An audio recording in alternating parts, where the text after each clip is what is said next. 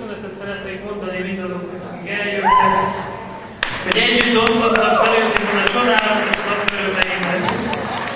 Köszönetet szeretnék mondani a testvéreknek, a rokonoknak, a barátoknak, és természetesen a szülőknek is, hiszen nélkülük nem jött volna létre majd a csodálatos nap. Sokan aggódnak zsengekorom miatt, hogy ilyen fiatalon, ilyen komoly elhatározásra szállja magát. Igazunk van. Tökéletesen igazunk. Fiatal vagyok, nagyon fiatal. Szinte most születtem. Egész pontosan 2,5 éve.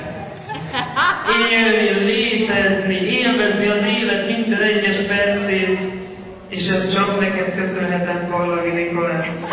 Veled együtt születtem, ez az élet, és boldogan folytatom veled mindörökké.